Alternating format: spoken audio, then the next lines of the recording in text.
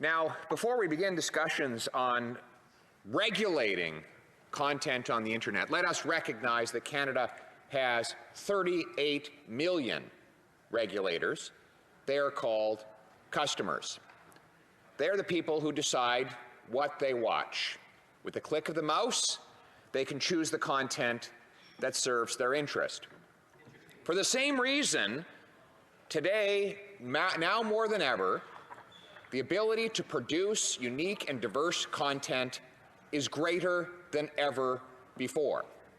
The advent of the internet, far from limiting the production of Canadian content, has vastly expanded it by dramatically reducing the cost of production and distribution. If you really think about the cost of producing and distributing content today, is probably 99% lower than it was just 25 years ago. You have kids, 14-year-old kids, who can produce their own movie trailers on their laptop computers and broadcast it before as many eyes as want to see it without spending a single dollar beyond the purchase of a little bit of software and a laptop on which to design it. And the quality is probably superior to that which Hollywood would have been able to do just a few decades ago. This has democratized and expanded the scope of content. It has allowed minorities and people with particular interests that are not majoritarian in their popularity to reach audiences. It used to be, back in the old days, you had to compete for real estate in the HMV or the local record store or the local Blockbuster.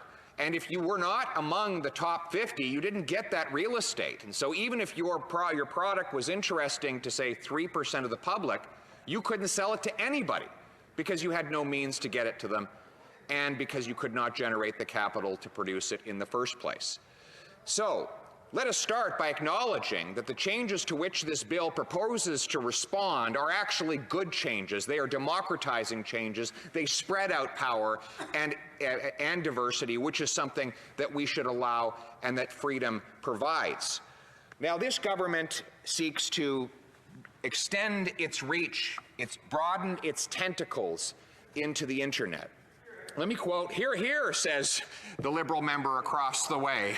And every once in a while the veil falls and they reveal their true selves. I say they want to extend their tentacles into the internet, and one of the most prominent Liberal MPs says, "Hear, hear." Thank him, Madam Chair, when you have a chance, for his temporary and accidental honesty. So let me quote here Andrew Coyne, far from a conservative, who says in the Globe and Mail, far from a conservative publication, the quote, "The Canadian government's Bill C-10 has opened the door to serious state regulation of the internet." Now, whenever a prime minister who has expressed his admiration for Fidel Castro, for the basic dictatorship of communist China, who has attempted to use this pandemic to extend himself the unmitigated power to raise any tax at any time by any amount till the year 2022, whenever a prime minister who used a debate commission to put Craig Kielburger and other Liberal insiders in control of how the leaders' debate would go, and whenever a prime minister who extends a taxpayer subsidy to the media and then puts the head of Unifor, which is a Liberal-backed organization, in charge of how that money is given out, whenever such a person introduces a bill to extend the power of the state over the internet, we should be very suspicious. Allow me to quote Mr. Coyne, who says, "Well, while the government claims it would not empower the CRTC to regulate smaller services such as BritBox, social media sites such as YouTube, or online news content, the bill contains no specific provision that would prohibit it and includes provisions that seem to allow it. For example, the bill exempts quote, programs that are uploaded to an online undertaking by its users and, quote, online undertakings whose broadcasts consist of only such programs. It leaves leaves the way open for the CRTC to regulate services that show both user-generated and curated content like YouTube."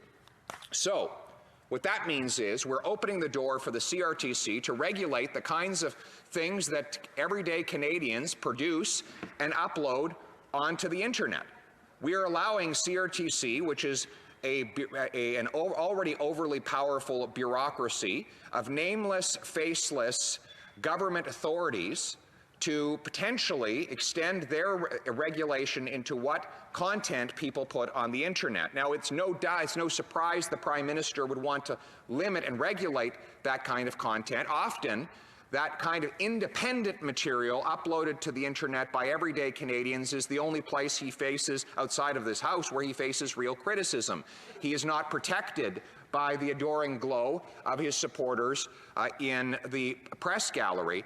So therefore, he has to contend with the scrutiny of everyday Canadians who dare criticize him or his ideological direction, or dare produce content that might contradict his world view.